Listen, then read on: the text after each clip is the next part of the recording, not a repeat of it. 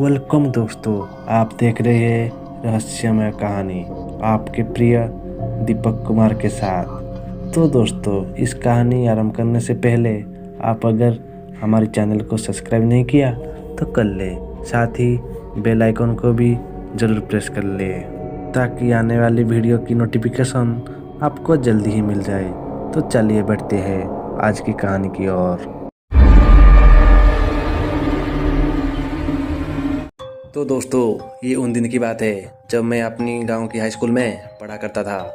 वैसे तो गांव की ये स्कूल 4 मंजिला का था, मगर नीचे की 2 मंजिल पर ही पढ़ाई होती थी और चौथा मंजिल पर हमारा साइंस लैब हुआ करता था। और स्कूल की तीसरी मंजिल खाली रहती थी। ना ही टीचर वहाँ जाते और ना हम विद्यार्थियों को वहाँ जाने की अनुमति थी। जब भी हम साइंस क्लास का पीरियड होता था तो हमें एक लाइन बनाकर जाना पड़ता और उस वक्त टीचर्स ये सुनिश्चित करते हैं कि कोई तीसरे मंजिल के लॉबी में ना घूमने लग जाए। पता नहीं क्यों मेरी दिलचस्पी पढ़ाई में कम और स्कूल की तीसरी मंजिल में अब ज़्यादा ही हो गई थी।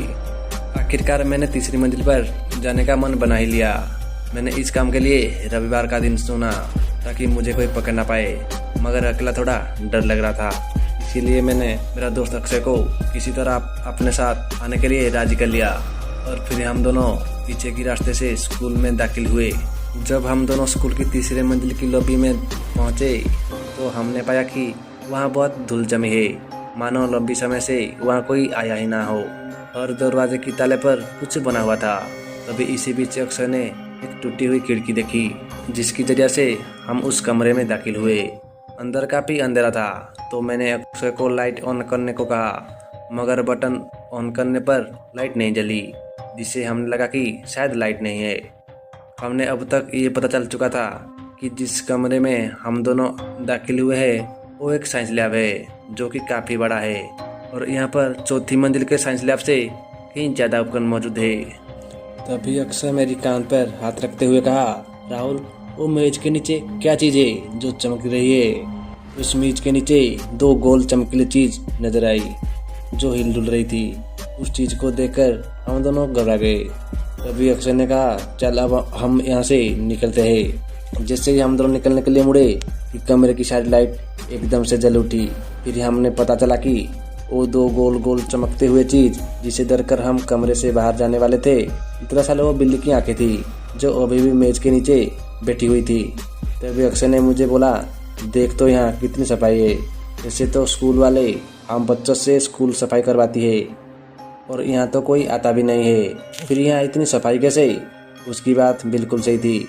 शायद ये स्कूल का सबसे ज़्यादा साफ सुथरा कमरा था। अभी मैं और अक्षय आपस में बात कर ही रहे थे कि कमरे की सभी लाइट ब्लिंक होने लगी और कमरे का तापमान भी एकदम से कम हो गया। और देखते ही देखते हम दोनों के हाथ पाँव एकदम से ठंडे हो गई। ठंड से हमारा दांत कटकटाने लगी। इसी बीच वो बिल्ली भी रोने लगी। हमारे तो पहले से ही सिट्टी पिट्टी गोल हो रखी थी। अब बिल्ली की रोने ने हमारी बच्ची कुछ हिम्मत भी खत्म कर देती थी। अब तक से हम दोनों की हालत पतली हो चुकी थी और ना जाने क्यों हम कमरे से बाहर जाने के बारे में सोच ही नहीं रहे थे। तभी हमें कुछ सुनाई दिया। मैंने अक्षय से पूछा, तुम्हें कुछ सुनाई दिया क्या?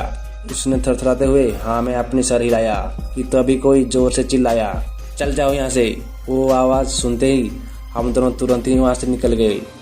सोमवार को हम दोनों की हिम्मत नहीं हो पा रही थी कि हम दोनों स्कूल जा पाए।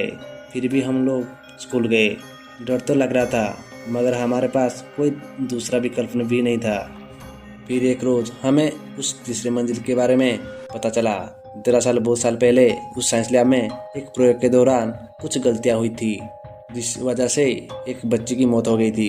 कहा जाता है कि उसके बाद से उस साइंस लैब में कोई ना कोई हादसा होता रहता है, जिसके कारण से उस स्कूल की तीसरे मंजिल को हमेशा के लिए बंद कर दिया गया।